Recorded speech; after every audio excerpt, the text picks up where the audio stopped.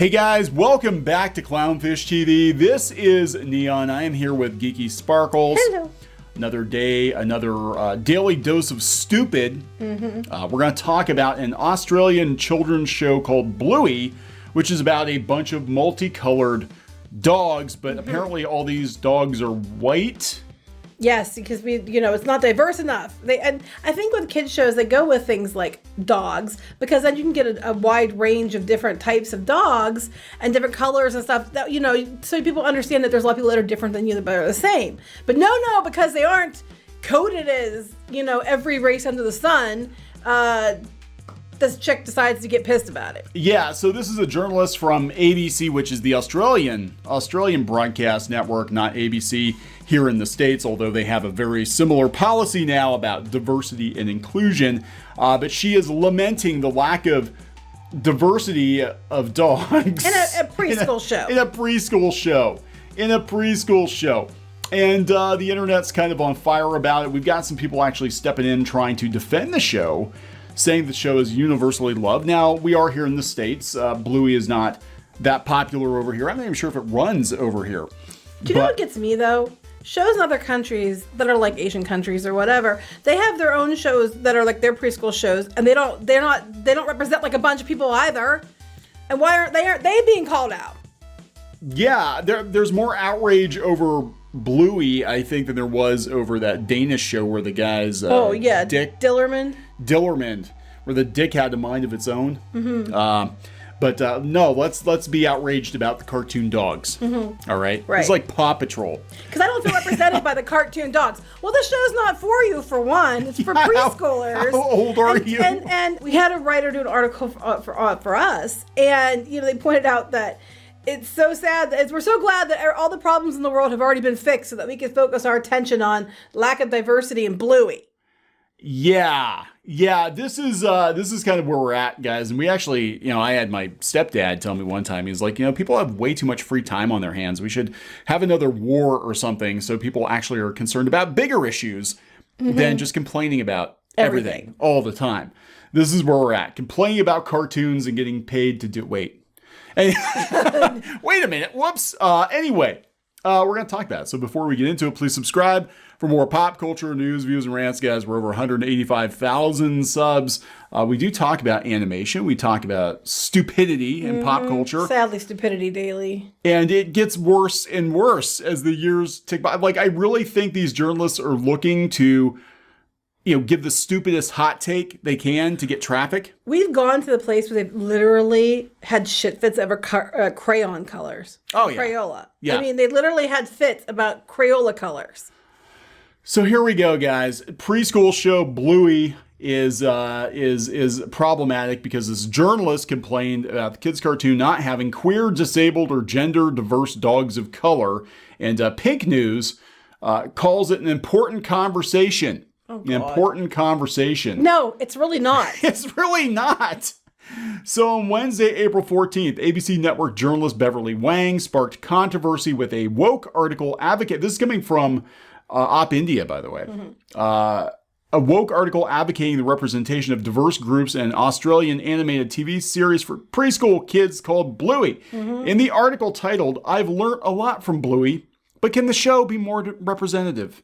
Wang talked about the lack of diverse representation in kids' pop culture. Let me ask you, how are you going to make it more representative? How? On a preschool show? Cats.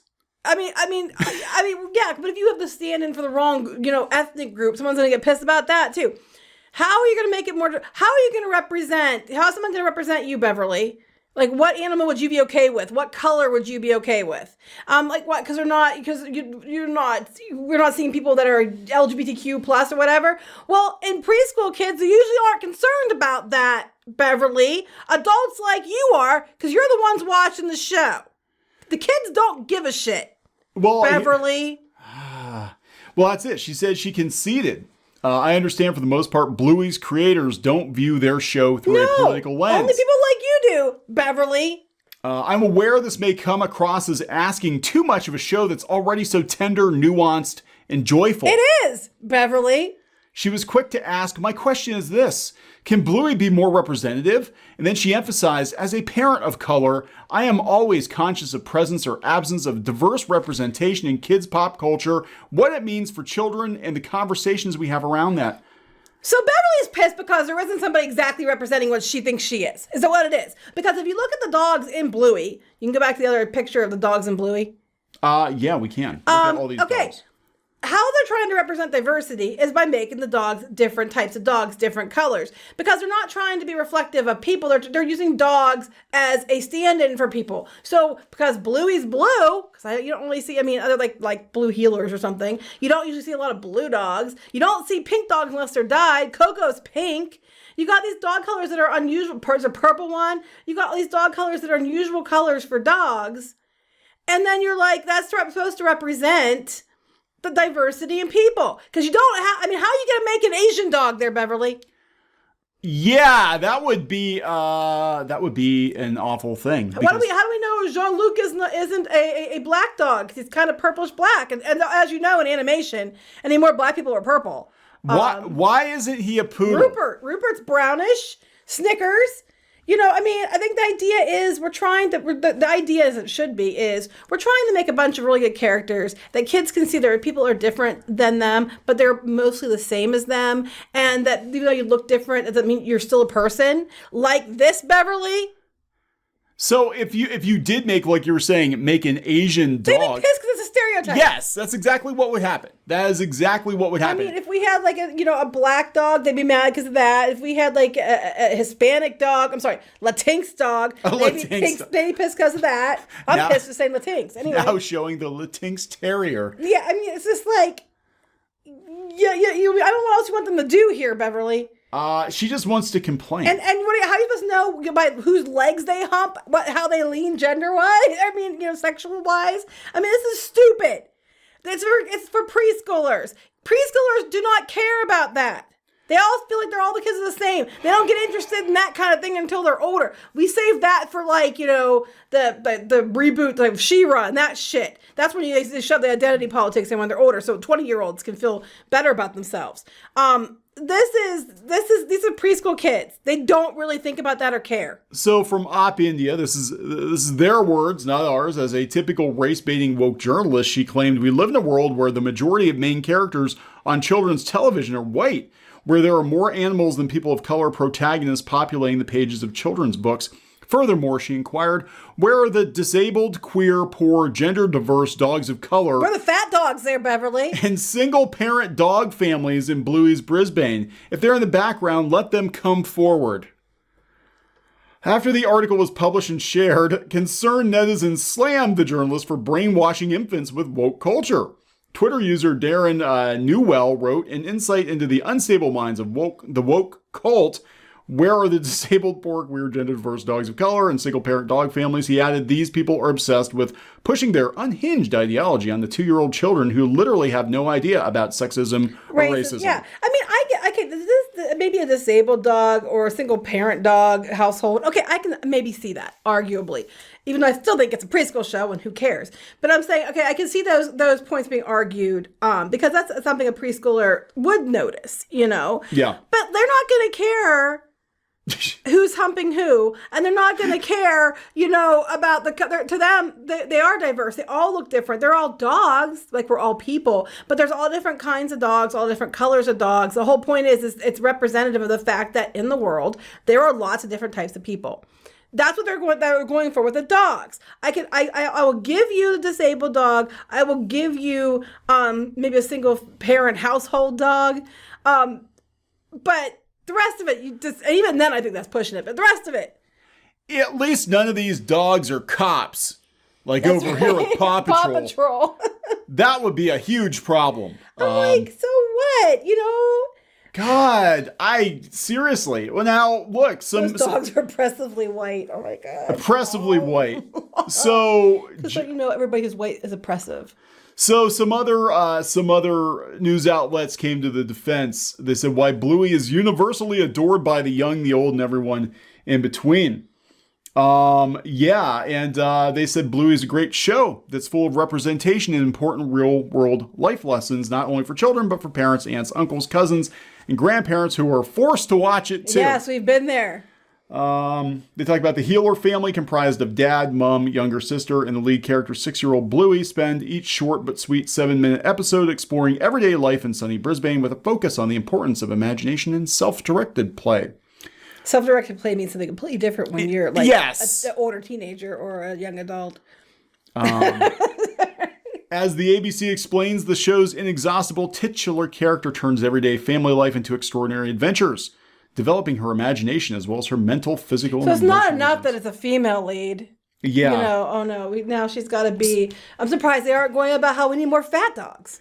So, have they ever run into problems with the Blue's Clues people? Well, no, because they've been I'm telling you why this is. Recently, they've been doing Blue's Clues things where they had different gender flags and things like that. Oh, okay. So they already infiltrated Blue's Clues. Yeah. And so now they're just pissed because they haven't infiltrated Bluey yet. So, I'm just like, there's a time and place for this kind of stuff, guys. What about Peppa Pig? Everybody's a pig. No, there's other animals. They're fat positive. Oh yeah, I guess there are some. There are other animals, but no one's having a fit about that. Because I think I'd be more insulted if they said that there was a certain animal that was coded, my race than it was anything else. I think that'd be more insulting. Well, it's like we talked about before with Dungeons and Dragons. They're like, did you know that orcs are coded as minorities? I'm like, wow. No, we didn't. I'm sure the minorities that you think are orcs really appreciate that. That's how you think of them. Yeah, exactly. It's like you can go at this all day. It's like who's more racist, but I think the whole thing is stupid. These preschool shows are meant for little kids. When you're showing a diverse group of animals or dogs and different colors, different types of dogs, whatever, it's supposed to be stand-ins for people. It's supposed to teach kids to be accepting of others. That's the point. You don't need to shove, race and identity politics and all that into this. You don't need to. It gets the message across. It shows people to be tolerant without making a big deal. Because, back before 2014, people could watch shows that were people that weren't like them all the time. And they were still popular with people that, white, black, Hispanic or whatever, because, it was a good show. And also back then, it was like we always understood that, people are different than you, but you accept them because they're different than you, and that's fine. And now it's not enough to be different than you. You can be better than you and be different. Because white people keep everybody down. Yeah, well, yeah, because here, according to Maxine on Twitter, with all the commentary around Bluey, it's worth noting I started making picture books because one day I realized my kids were about 30 times more likely to pick up a picture book narrated by an anthropomorphized animal. I can't say that. With one, even a minor character who looked... Well, that's probably true. Because I think the kids that they like, to them, it's something different. It's the same idea and the same messages, but it's not like you're looking at people. You see people every day. I want to watch the dog show. You know what I mean? I think a lot of authors pick animals because it's easier to see ourselves regardless of how we actually look in animals, and you're not excluding anyone because you've got the animals as stand-in. So it's widely accessible to a large group of people. A lot of people. Right. Like you said, because it doesn't have to look like you. Any child will identify with Bluey, in some way. Any preschoolers, because that's like my family, or I like to play that game too, or I like dogs, or I like the color blue. It doesn't matter. But the point is, the diversity it comes across, it's just done in a different way.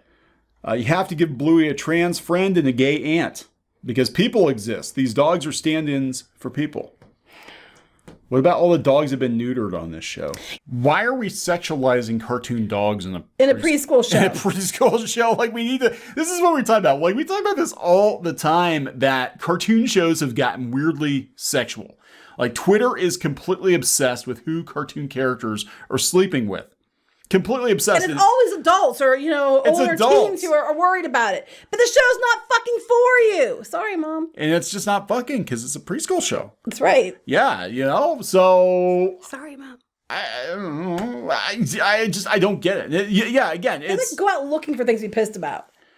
Literally, they had an argument about the colors and the color names and Crayola crayons. That's how sad and these people, people are getting about being pissed about things. I really can't wait for the pandemic to be over when people have to leave their houses again and get jobs and stuff. If you want to get so flippin' outraged, why don't you get outraged over things that make a difference? There you You go. know, like, if you were so outraged by, you feeling like kids aren't being represented, why don't you go out and work with some of these outreach groups that work with kids who are feeling, isolated or feeling depressed or feeling that they aren't represented and they don't know where they fit in? Because there's a lot of kids who aren't straight who, end up, feeling like they can't tell their families or feeling like they're going to be judged and they need help. Why don't you go mentor kids that actually need help? Why don't you go out there and try to work with, the suicide rates in children is up through the roof. Why don't you go out there and try to do something to help with that or to help with, adults or something, something out there. Lots of people need help out in the world. Because that's hard. It's so much easier to bitch about a kid's TV show on Twitter anonymously. Bluey sucks because Bluey isn't fat lesbian poor dog. Ha ha ha. I did my good for today. I did my good. I am helping children by complaining to these showrunners about the lack of diversity in this diverse children's show. Make your own children's show that's diverse. That's really hard. I love but no one's going to watch it because it's not going to have a mass appeal. I'm sorry. Nobody's going to watch it because it's not going to get made because you're lazy, because you think that just sitting on Twitter all day and spouting off nonsense is some sort of activism that actually matters. I'd love to see how they're going to show these animals. Yeah, how they're going to show these animals by what types of animals they pick are coded, whatever, and then watch all the them get canceled for stereotyping and racism. Yeah, this is ridiculous. I wouldn't expect anything less. It's every effing week, and it has escalated. I thought 2021 maybe since the election was over. Now this is of course in Australia, but I thought maybe things would kind of calm down a little bit, but it seems like things are getting more and more insane. And I do blame the pandemic for a lot of it. I think if people weren't stuck in their houses, miserable, looking for things to bitch about, to vent about, having entirely too much free time, I don't think we would have nearly the stupid that we've had over the last couple months. It's just like, don't watch it. Yeah, don't watch it. Don't watch It's not for you anyway. It's for preschoolers. I can't. And the mom and teacher and me are just like, what the... Anyway. Well, they're going to reboot it in about 10 years, and they're going to make sure they'll be all aged up, and they'll be sexy dogs. And... Oh my God, they will. They'll like Rugrats it, but with sex. Mm-hmm. Oh no, I'm waiting for Nickelodeon to get that bright idea. Let's do a live action sexed up Rugrats. No, let's not. Find out why they call him Tommy Pickles. My God, I hope not. All right. He is kosher. Let's wrap that up. Anyway, we're gonna wrap this one up. Please subscribe for more pop culture news, views, and rants, and we'll talk to you guys later. Okay. Bye.